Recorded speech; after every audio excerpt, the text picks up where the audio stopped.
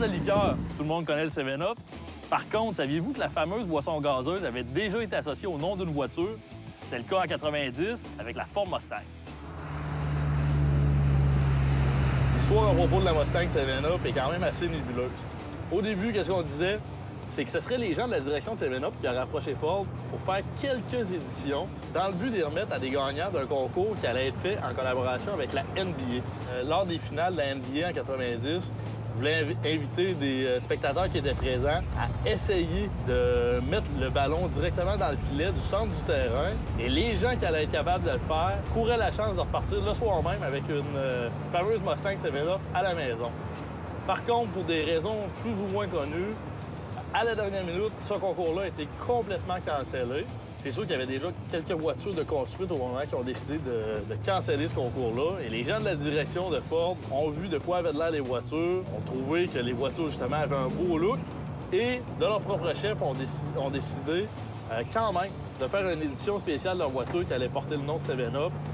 En 90, on sait aussi que c'était le 25e anniversaire de la Mustang et la 7-Up, c'était l'édition spéciale, justement, pour commémorer le 25e anniversaire. Les Mustangs des années 90 étaient réputés pour leur fameuse mécanique V8, 302 pouces cubes, c'est le fameux moteur 5 litres, sonorité incroyable, une puissance d'environ 235 chevaux. Par contre, beaucoup de coupes à bas régime, ça en faisait des voitures qui étaient quand même très le fun à conduire. Et quand je vous parlais de Mustang, c'est pas des voitures qui sont reconnues pour avoir des grandes capacités de freinage. Je le ressens tout de suite. J'ai pratiquement pas fait de tour rapide encore sur le circuit avec l'auto. La pédale de frein est déjà très spongieuse. Je suis capable de sentir une odeur de frein à l'intérieur de la voiture aussi. On sent que la voiture en virage bouge beaucoup, énormément de roulis.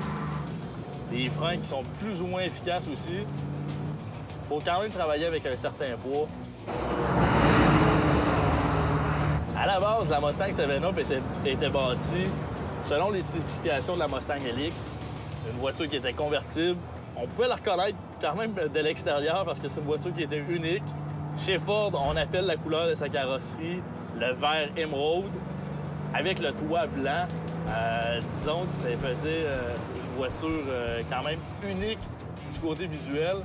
À l'intérieur, la voiture était tout aussi unique, intérieur en cuir blanc. La Mustang édition 7-Up, c'est certainement une des voitures qui va prendre de la valeur au cours des prochaines années. C'est une édition quand même assez limitée. Seulement 4100 voitures ont été construites en 1990 et uniquement en 1990 aussi. Donc, c'est certainement une future pièce de collection.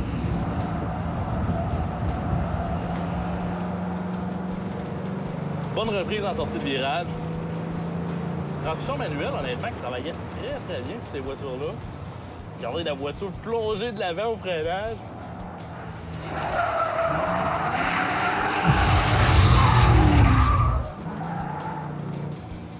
Là, j'ai travaillé avec le volant quand même pas mal. Là. Pour l'édition 7-Up de la Mustang, qu'est-ce qu'on a fait? C'est qu'on avait greffé les roues 15 pouces de la Mustang GT.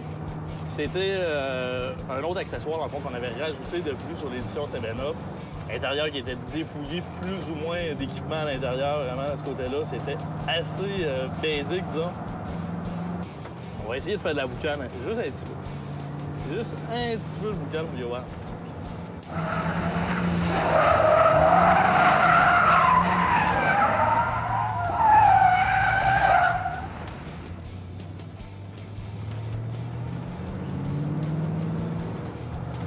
Quand même super le fun à conduire, cette voiture-là. Écoutez, les Mustangs de ces années-là, les Mustangs Fox Body, c'était des jouets. Des petites voitures, super agiles, une grosse puissance, grosse mécanique, pratiquement pas de frein, suspension floue, mais très floue. Mais par contre, c'était vraiment des voitures qui étaient agréables à conduire.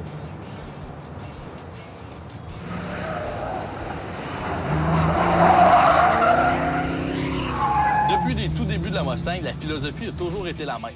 Être des voitures qui étaient performantes, des voitures qui étaient aussi accessibles pour le grand public, car c'était des voitures qui étaient abordables.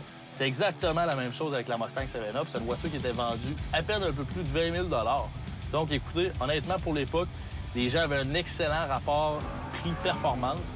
Et c'est encore vrai aujourd'hui. Si on regarde des Mustangs de nouvelle génération, encore aujourd'hui, c'est des voitures qui sont relativement abordables et qui offrent de très, très bonnes performances.